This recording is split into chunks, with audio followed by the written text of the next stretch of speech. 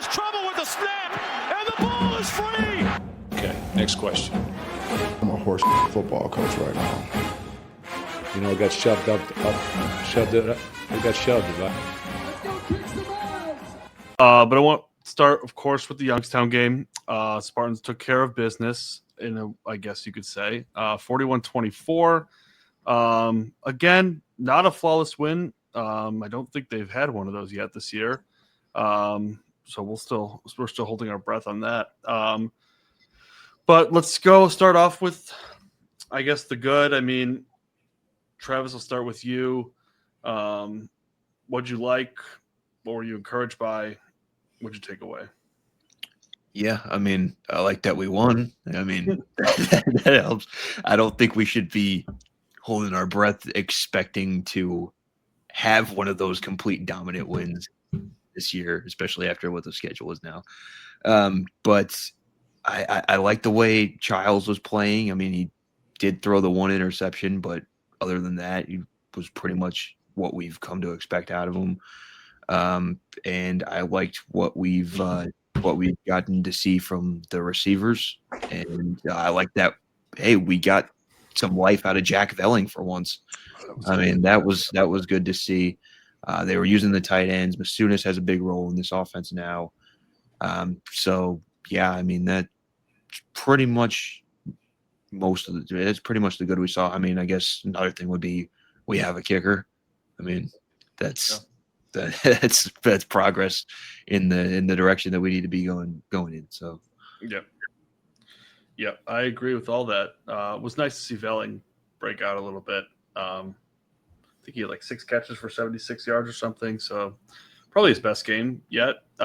Nikki, what about you? Yeah, I mean, what Vis said, Childs was great. March the first half was just nice. It was fun to see. Yeah. I like the fact that we were rotating a lot of people in on defense so that I can cope and say maybe that's why it didn't look so good. And I like the fact that we were we were never even close to thinking we were going to lose that game at any point. Right. Like when people are saying we struggled with them, it's more like we didn't. Struggle is not the right word. It's just we played a D- game. Yeah, we didn't annihilate them like we thought we would. Yeah, like we should have. Yeah. No, I agree. I mean, 444 yards total offense, 60% on third down. Penalties only 2 for 10 yards. The one interception I thought that was not Child's fault. I think the pass blocking, especially. I don't want to name names, but it rhymes with Schmand and Schmoulis. Got to be better in the pass blocking. Real subtle. Yeah. But yeah, I mean, Childs and Marsh were fantastic. I mean, Marsh, we'll get into him a little later, but he truly is a man amongst boys out there. I mean, you can tell when the running game's not really getting going, they can just get the ball to him to make plays. But I think that it'd be hard to say there's a lot to be encouraged from this game. I think a win is a win. 41 points, I'm not going to complain about, but I just think you look at what Michigan did versus Central, like 63-3. You look at what some of the other teams that we're going to play are doing to teams like this that are inferior, and it just isn't the same. Like Nick said, there's never a concern of losing, but it's just like you want between Western and Youngstown, we should have stepped on it in one of those games. So let's go over kind of the bad. I think that list might be longer than the good, if we're being honest. Travis, I'll start with you. Yeah. Well, first I'm going to add one more good thing. They did shut down that quarterback in the run game. They did. Yes. So that was good to see, especially with some of the quarterbacks coming up on the schedule here. The bad, I'm going to go offensive line very clearly. They did not open up very many holes for anybody. There were injuries all over the place. I mean, some of that could be the rotation, but I mean, to go along with that, we didn't run the ball very effectively either. So, and that was really the first time in the first 3 weeks that we did not run the ball effectively. Yep. And then you see Frazier go out with that injury late, and it's just all really bad. Then you got the 66-yard run from Youngstown State that I believe it set up a touchdown, if I remember correctly. And then you still had Youngstown State receivers being open and guys not getting off the field on third down, or the defense not getting off the field on third down. And if that's happening against Youngstown State, I'm scared what's going to happen in the Big Ten, especially against this USC offense this weekend. Yeah. I think the running game stuck out for me, and again, I can't quite decipher my guesses from just my thoughts. It's more of an offensive line issue. We didn't manhandle or control the trenches like I would have liked. It's never great when your quarterback is your leading rusher. They're getting pushed around. As child is, on both sides, honestly, too. Yeah. I mean, I'm with the offensive line and the defense. Really, I mean, the pass rush. I understand when people say with the running QB, you're probably more, maybe not looking to get as much pass rush and hoping to contain. And I would be okay with that if we had the pass rush in the other games. But when your pass rush has been non-existent all year, it's kind of a moot point. Yeah, it's LaFele and then 50 feet of crap and then nobody else. Yeah, I'm waiting for Jalen Thompson to step up. But Nikki, what about you? Anything to add there in terms of the bad? Are we doing in the ugly? Because I feel like the bad and ugly are pretty close. There was both. Yeah. Okay, I just want to make sure about whatever. Go for it. Yeah, I mean the defense. We took 15 defensive backs in the transfer portal, and they all stink. As of now, they have not proven themselves to be very good as of now. No. But it's just tough because Youngstown State you're never going to get a positive thing coming out of one of these games. It's true. You just nitpick, but the nitpicks we just looked. And I'm not too as worried about the run just because the other two games, the running seemed fine. But, I mean, just the defense was it just looks like what it's looked the last 4 years. Yeah. And with the Lions, too, to a certain extent. It's just I feel like they're walking the exact same defense for the past 3 years. It's tough. Watching the same team. It's tough to go from MSU to the Lions. It feels like you're watching the same defense 2 days in a row. Yeah. But the Lions can make some big stands when they need to. That's a little bit of the difference.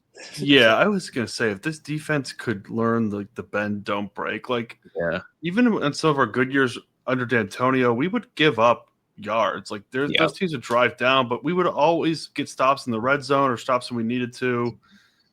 This team just bends and breaks. As long as we're talking about bad and ugly, the injuries. I mean, this is one of those games where going next, you're hoping for a win, you're hoping for clean execution, but you're also hoping for a clean bill of health, and that was not what we got at all. Marsh Frazier obviously go down. Marsh didn't play the entire second half. Frazier, I think, went out a little later. Both are questionable for this week. My guess is probably not. I think Marsh probably better chance than Frazier. But I wouldn't be surprised if we didn't have either of them. Yeah, I feel like we're not going to see either of them, and they're just being coy and playing it off. Yeah, I have a good feeling about Marsh. Okay, I mean that would be. I'm glad somebody does.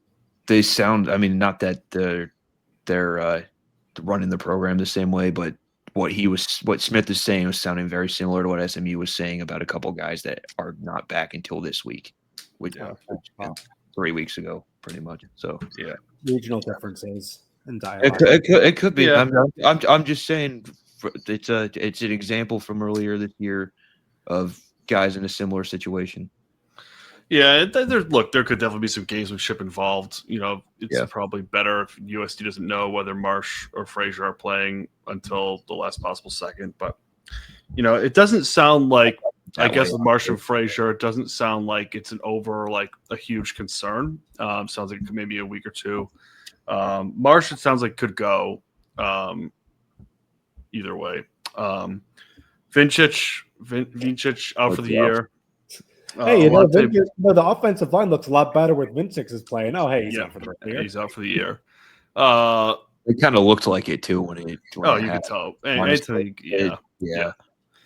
Yeah. Alante Brown sounds like long term. Not that he was a huge piece, but he's made some big plays in special teams. He had a couple 60-yard returns against Boston College. Yeah, he was the honorary captain of the Youngstown State game. Yeah, I hope he ever got in. Kind of messed up. I hope that really killed the vibe for some of the players, and that's why. yeah, hopefully. And then Pretzloff and Moore both went down in the fourth quarter. They sounds like they're on track to play, but even so, those nagging injuries can just, they can hurt performance, and step slower, it'll kill you in this sport. So, did not get the clean bill of health we wanted in terms of that. That's what I had for the ugly. Do we miss anything on the ugly? I don't think so. The injuries was what I was going to point at. Yeah, especially starting running back who's had a good year, going down in the fourth quarter of a game that was, never in question. Was close, but never in question. So yeah, it's tough. Yeah, you just want to wonder. Like, another thing we wanted to see was just younger guys a little deeper in the depth chart getting reps, and I feel like we had starters in the entire game. Yeah. I don't know if you guys saw the article I wrote at Spartan Avenue, but it was 3 things I wanted to see from USC. They did none of them. Or against Youngstown State, they did none of them. Yeah. I will say they did rotate. They did rotate a lot. It just was like not as much at the end, I guess. I'm hoping. Fair. Yeah. I wanted to see,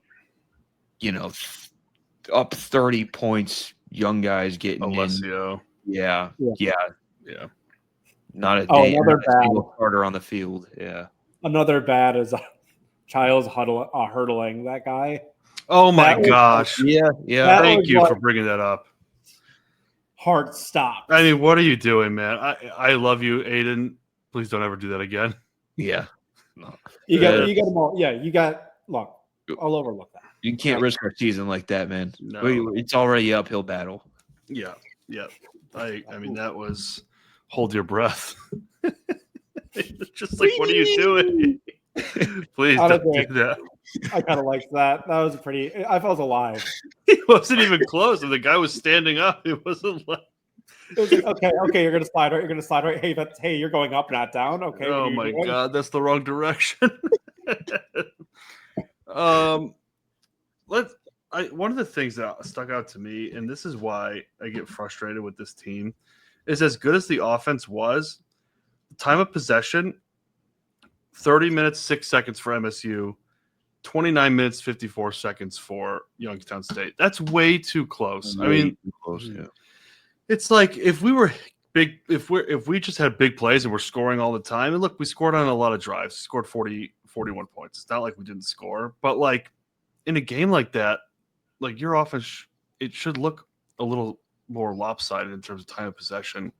And like I said, it'd be one thing if we're, getting the ball, scoring in 4 plays, but that wasn't the case. You just want to see a little more dominant performance in some of those substats. That's like, why can't we blow teams out 77 or 63 to 3 or 77-0? Because we don't dominate the game in any aspect, really. Yeah, you got to stay on the field, and they didn't do enough of that. Yeah, defense doesn't get off the field, and then the offense. And look, I have very few complaints about the offense outside the offensive line, and that could come with time. The offensive line, I think, unlike the defense, the defenses, they are what they are at this point. I think the offensive line, can gel, and I know they're still moving guys around, and unfortunately with injuries, they'll probably be moving guys around less, but that might be better in the long run in terms of gelling and just being able to execute and everything. But the offense is fine. Yeah, they did say that the rotations on both sides were going to shrink a little bit in Big Ten play. So and that makes sense. I mean, they've been rotating guys on defense a lot. I think they had like 30 players play versus Boston College on defense alone. Yeah, and Rossi said that was the goal was for 3 plays or these 3 games to get as much information as they can, and then shrink the Go from there. amount of playing time that people are getting and all that, and Yeah. zero in on who's going to help the most and all that.